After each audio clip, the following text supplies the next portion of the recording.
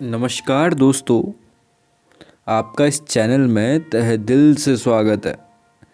आज मैं सुनाने जा रहा हूँ आपको मेरे द्वारा लिखी गई एक कहानी जिसका शीर्षक मैंने दिया है 20 रुपये। और कहानी कुछ यूँ है। शाम का समय, सूरज विराम की स्थिति में और चांद की हाजिरी लग रही थी। मौसम में हल्की हल्की सर्द का आभास कर रही मुन्नी अपने घर की तरफ लौट रही थी। घर लौटते वक्त 4 साल की मुन्नी फ्रॉक और ऊनी स्वेटर पहने नन्हे पैरों से गांव की गलियों को नापते नापते सोच रही है कि पापा आज आए तो 1 रुपये मांग लूँगी। अगर आज भी 1 रुपये मिलते हैं तो मेरे पास 20 रुपये हो जाएंगे। 20 रुपये मुन्नी, इतने सारे पैसों का तू करेगी क्या? ये तो मैंने सोचा ही नहीं। अच्छा, एक काम करूँगी, अगले महीने आ रहे तीज के मेले से एक लाइट वाली गुड़िया ले लूँगी। थोड़ा सोचने के बाद गर्दन मुन्नी ने ना की तरफ घुमा दी। गुड़िया? गुड़िया भी कोई लेने की चीज़ है? पिछले साल ली थी, वो न जाने कहाँ गई। नहीं नहीं, गुड़िया नहीं लूँगी। फिर क्या लूँगी? ये कहाँ फंस गई मैं। विचारों का भी अजीब रिश्ता है। एक पल में बेशुमार खुशियाँ देते हैं और दूसरी तरफ दुविधा में डाल देते हैं। और विचारों को वश में कौन कर पाया है भला? फिर ये तो एक छोटी सी बच्ची है। इतने में मुन्नी घर पहुँचती है। घर का किवाड़ सांकल से खुलता है। एक तरफ बड़ा सा आंगन है जिसमें एक गाय बंधी है और दूसरी तरफ आप नज़र घुमाएंगे तो एक कमरा है। ठीक कमरे के सामने चूल्हा, जहाँ सीमा मक्के की रोटी सेक रही है। सीमा गृहिणी जीवन, सांवला रंग, सुबह से शाम काम, पर उस काम का कोई विशेष लाभ नहीं, ऐसा सीमा का मानना है। इस काम से सीमा उब चुकी है।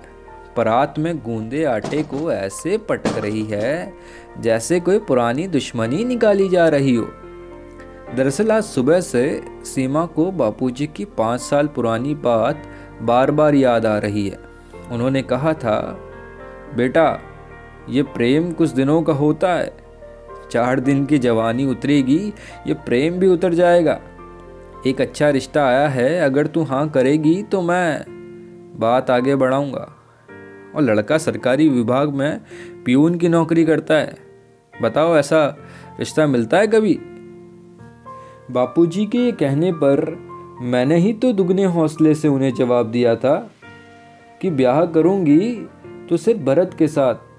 आखिर मेरे प्रेम में इतनी ताकत महसूस कर रही थी, फिर आज इतना गुस्सा और मायूसी क्यों भरत के साथ जिंदगी बिताने में?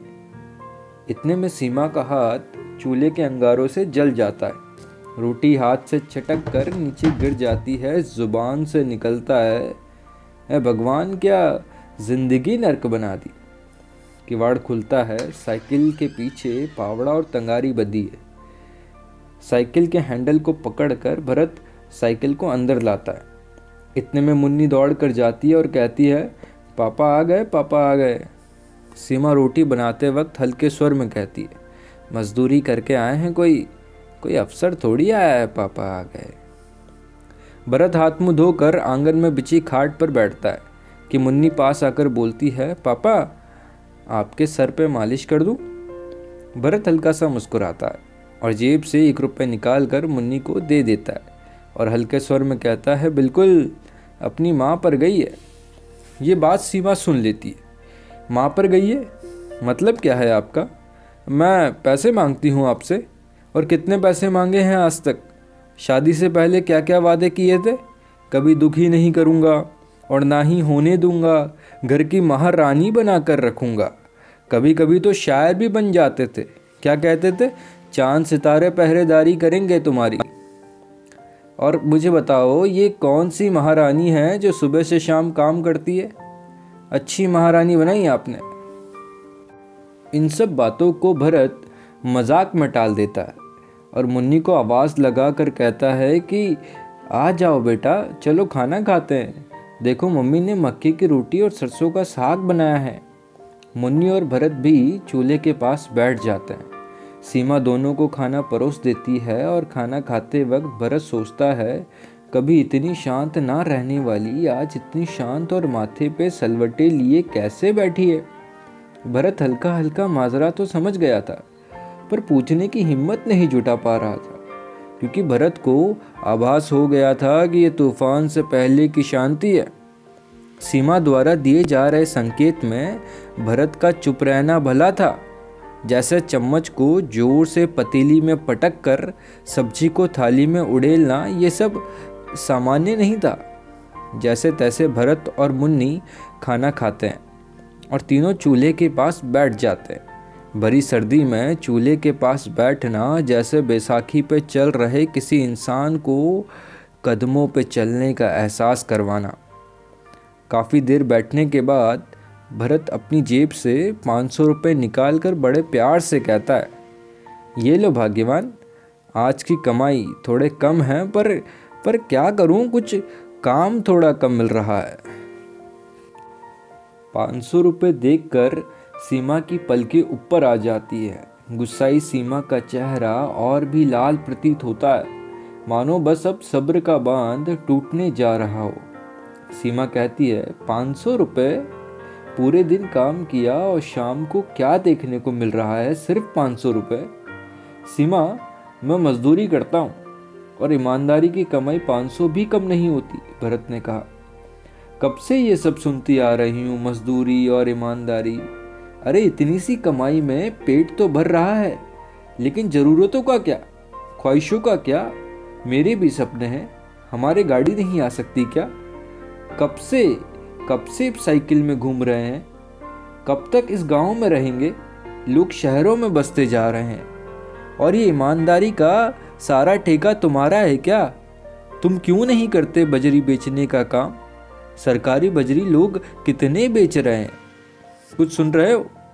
भरत इन बातों को नज़रअंदाज कर देता है और अपने काम में लग जाता है, जैसे गाय को सही से बांधना और बिछौना करना आदि आदि।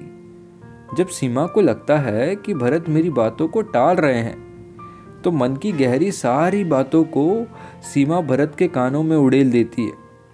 अरे कुछ सुन रहे हो? मेरी मती मारी गई थी जो तुम्हारे बहकावे में आ गई।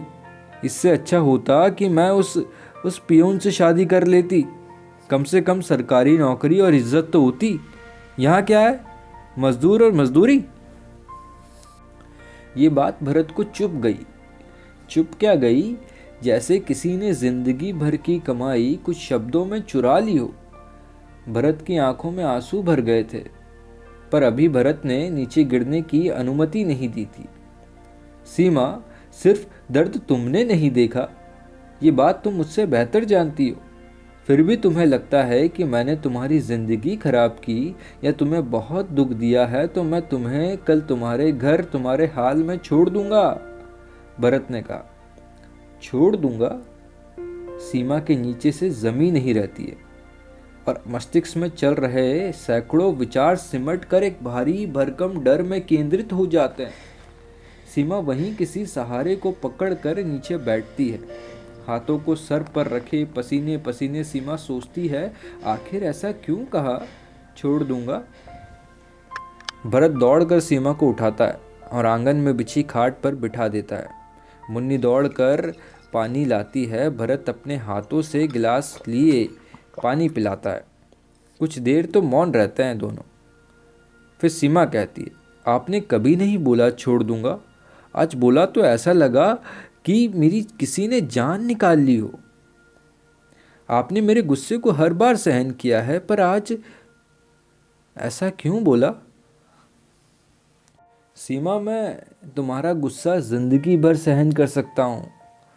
तुम मुझे मजदूर कहो या गरीब कहो या चाहे डांट दो, मैं सब कुछ सहन कर सकता हूँ। लेकिन जब तुमने आज ये कहा कि इससे अच्छा होता कि मैं उस पियून से शादी कर लेती, ये मेरी सहन शक्ति से बाहर है। पुराना जो कुछ भी था उन सब को भूल कर हमने एक नया जीवन शुरू किया। याद करने को तो मेरे पास भी बहुत कुछ है, और जिसके लिए मैंने मजदूरी तक चुन ली वो मुझे छोड़कर किसी और की होना चाहती थी। ये मुझे भी तोड़ देता है अंदर तक, जानती हूँ। पर आज सुबह से मेरे जहन में प्रेम को लेकर गलत विचार आ रहे हैं। कितना कुछ सहा है हमने, पहले घर छोड़ा, फिर शहर छोड़ा और फिर कहीं जाके इस गांव में बसे हैं। और आज तुमने आज की कमाई सिर्फ 500 रुपये बताई तो मेरे अंदर की भावनाएं दबी नहीं रही। इतने में मुन्नी हथेली में कुछ सिक्के दबाए सीमा को लाके देती है। ये लो मम्मी, पूरे 20 रुपए हैं, अब नहीं आएगी कमी पैसों की। भरत हल्का सा मुस्कुराता है और कहता है, अपनी माँ पर गई है। इस बार सीमा भी मुस्कुराती है। तो बस यहीं करते हैं इस कहानी को ख़त्म। अगली बार लेके आएंगे एक नई कहानी या कविता आपके सामने। अगर आपको ये कहानी अच्छी लगी हो तो इस चैनल को कर दीजिए सब्सक्राइब। फिर अगली बार मिलते हैं आपसे नए किसी सोच और विचार, किसी ख्वाबों के साथ। बहुत बहुत शुक्रिया आपका इस कहानी को सुनने के लिए। बहुत बहुत धन्यवाद।